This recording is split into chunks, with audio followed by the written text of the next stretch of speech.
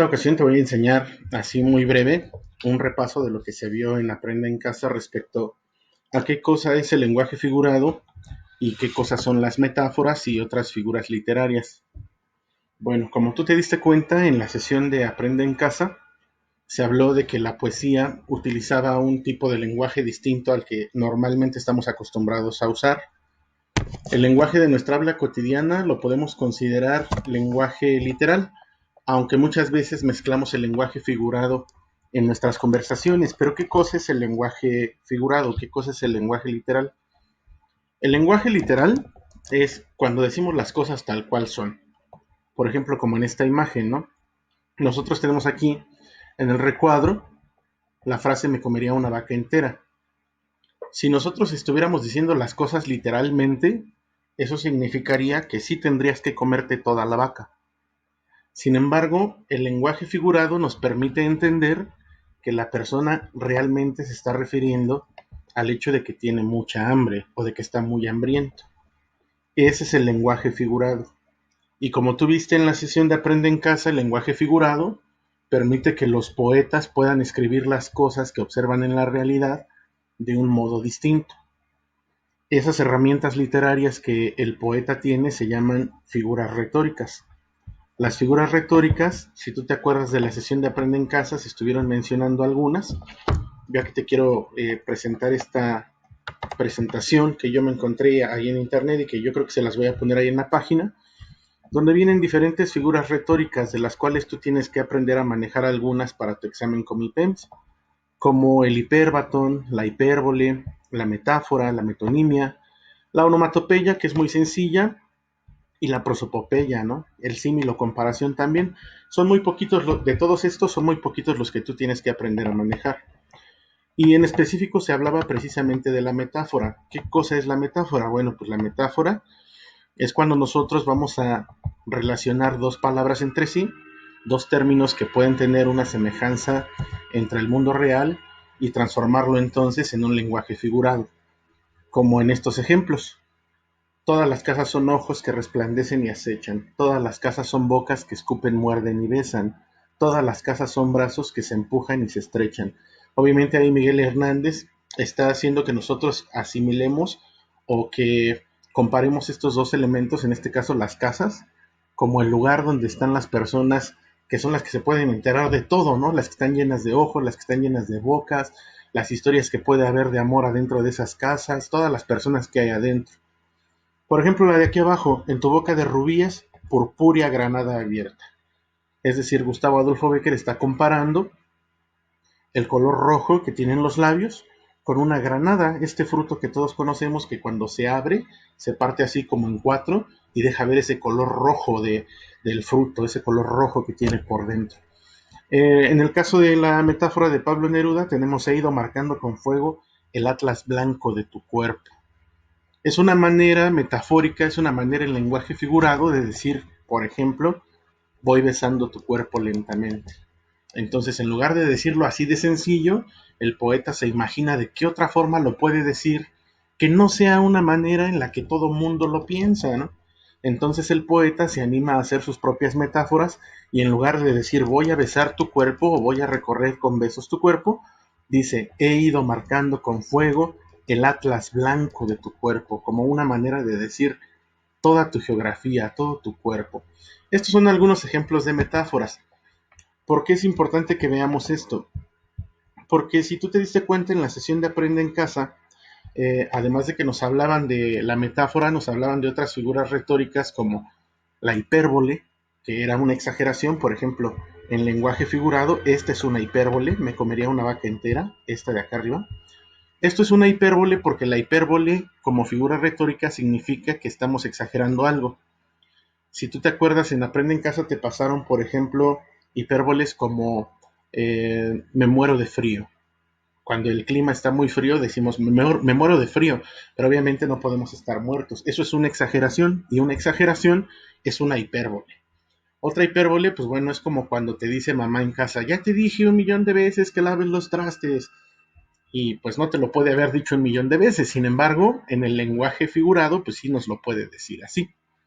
Entonces, vamos a trabajar ahorita con la metáfora. Ya veíamos entonces que la metáfora es comparar dos elementos que tienen una semejanza entre sí y gracias a esa semejanza podemos hacer entonces la comparación, como veíamos aquí en el color rojo de los rubíes con el color rojo de la granada, y Gustavo Adolfo Bécquer los usa para hablar entonces de la boca de la persona amada. ¿Por qué son importantes las metáforas? Porque las metáforas son la herramienta más utilizada por los poetas. Decimos aquí de nuevo, es un recurso literario en el cual se comparan de forma indirecta dos cosas diferentes. La metáfora no utiliza elementos de comparación, sino que nombra una cosa como si fuera otra. Volvemos a lo mismo. Esas son las herramientas del poeta, las figuras retóricas, y la metáfora es la más importante de ellas porque es la que se usa con mayor frecuencia. En los poemas tenemos aquí varios ejemplos. La risa de mi abuelo es un manantial de alegría. Esa es una metáfora muy bella que nos habla de cómo nos sentimos contentos por la presencia del abuelo y más cuando lo vemos sonreír. Y el poeta dice que es un manantial de alegría, o sea, te da frescura, te da vida. La que sigue dice, el joven disfrutaba al observar la plata del mar a distancia. Es igual, el joven está observando cómo el mar lo llena con tanta belleza y la plata del mar pues puede ser la neblina o puede ser la espuma. El rosal del jardín es un volcán encendido de color. Obviamente se está refiriendo al color rojo intenso de las flores. El manto oscuro de la tormenta se acercaba cada vez más. Aquí estamos jugando con la idea de que las nubes grises de la tormenta pueden ser como una cobija, ¿no? Como un manto que va cubriendo el cielo, que lo va tapando con su oscuridad. Y la última, Julia es mi fortaleza cuando estoy confundido y triste. Ahí la metáfora se acerca un poquito a la metonimia. Si te acuerdas, también se hablaba de la metonimia y se decía que a veces mi fortaleza, por ejemplo, está sustituyendo a Julia. Pero bueno, es aquí también una metáfora. ¿Por qué es importante que tú tomes en cuenta estas metáforas? Porque estas metáforas son las que tú vas a tener que identificar cuando hagas el análisis del poema del estridentismo que yo te voy a dejar para la próxima semana. Ese proyecto lo vas a entregar el miércoles siguiente. Entonces, te voy a leer un fragmentito de uno de los poemas que tú ya leíste en tareas anteriores, que es el poema de la página 39, el poema Ciudad. Y te voy a mostrar, primero te voy a leer el texto y te voy a ir mostrando una serie de imágenes para que tú te vayas dando cuenta cómo efectivamente los poetas van haciendo, por así decirlo, una construcción de diferentes metáforas de cosas que están observando en la realidad. Dice el poema Ciudad número 1, que está en la página 39 de tu libro. Ciudades que inaugura mi paso mientras los ojos de ella secuestran el paisaje. Aquí está la ciudad que se va abriendo ante la vista del poeta, ¿no? Luego dice, el grito de las torres en zancadas de radio. La ciudad se sigue abriendo ante sus ojos y el grito de las torres en zancadas de radio. Las torres de transmisión de radio, que también los estridentistas vieron, ahí está metaforizada en el poema. En lugar de que el poeta diga las torres de radio que veo arriba del edificio, dice el grito de las torres en zancadas de radio.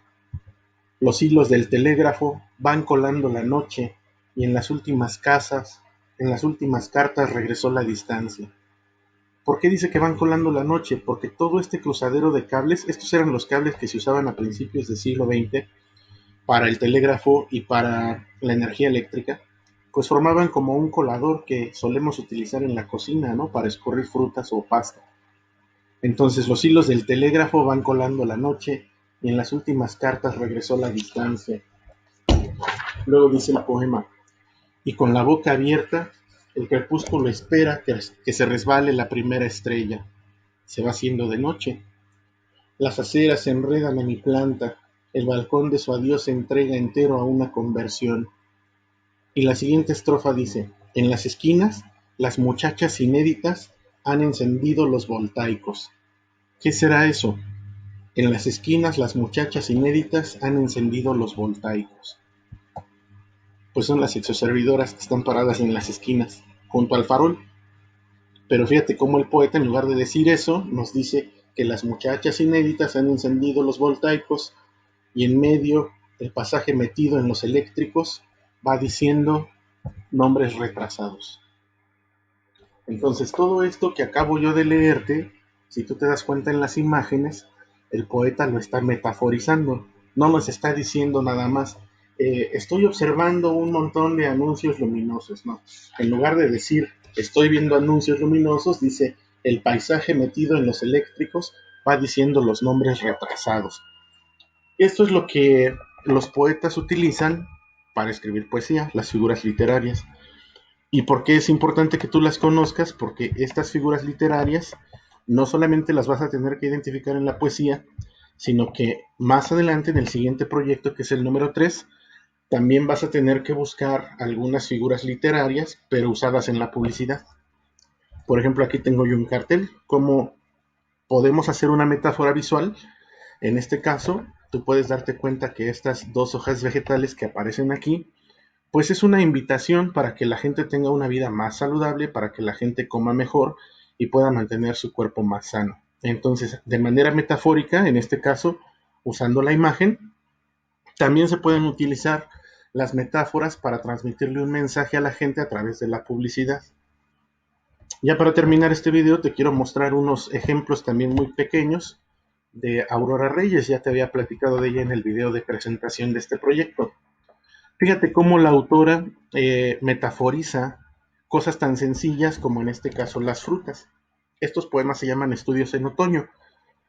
El primero dice piña, coronada esmeralda, clara niña. Pues obviamente nos imaginamos la piña, ¿no? Con su corona, color verde esmeralda, y es como si fuera una niña. Hasta el dicho muy famoso que se usaba comúnmente, ustedes ya casi no lo usan, pero seguramente lo habrán escuchado, aquel de piña para la niña. Manzana, rosa mujer, color, pulpa caliente de misterio y amor. Como en 3 versos la autora nos está transmitiendo una metáfora muy fuerte que nos hace referencia a cosas tan importantes como por ejemplo la carga que tiene la manzana en la historia de la humanidad, ¿no? Sobre todo esa relación que tiene con la mujer. Por supuesto nos estamos refiriendo al sentido bíblico que se le da a la manzana. El que sigue, tejocote de miel, amigo rural, pecas en la piel. Pues obviamente está metaforizando la piel del tejocote, es un amigo rural. Quienes hayan tenido oportunidad de ver cómo se dan los tejocotes en los árboles sabrán que efectivamente dice la verdad Aurora Reyes, y todos creo que hemos probado alguna vez los tejocotes en fresas, coral camino, adolescentes labios del valle tendidos al rocío. Pues creo que ahí no hay más que explicar, ¿no? Esa belleza que tiene la fruta de la fresa, ese sabor, esa humedad, pues sí son como los labios y más como dice ahí, como los labios bellos de los jóvenes, ¿no? Naranja, risa de oro, en cada poro un sol te danza. De nueva cuenta, es una metáfora muy clara, pareciera que estamos viendo la naranja y pareciera que nos está contando cómo es cada fruto a través de las metáforas. Dulce tiniebla, negro zapote, labio de crema. Quienes conozcan el fruto del zapote saben que el zapote, hay 2 variantes, uno es blanco, pero del que habla la poeta aquí es el zapote oscuro. Por eso dice que es una dulce tiniebla, porque la carne de la pulpa del zapote es muy muy suave y es oscura. Negro zapote, labio de crema. Y así, en Estudios en Otoño, ustedes los pueden encontrar ahí en el internet si quieren verlos después. Aurora Reyes sigue hablando de varias frutas, la lima, la tuna, el durazno, la guanábana, membrillo, entre todas las que pueden ustedes ver aquí. Entonces, eso es lo que hacen los poetas, utilizar el lenguaje figurado para contarnos la realidad de una forma distinta a la que estamos nosotros acostumbrados a verla, y esto es lo que tú también vas a tener que analizar cuando llegue el final de este producto, que como les decía, se entregará hasta el siguiente miércoles de la próxima semana. Ahorita se me fue la fecha, pero con gusto se los publicaré ahí en el Classroom. No te olvides entonces, lenguaje figurado es decir las cosas de un modo distinto a como las vemos en la realidad.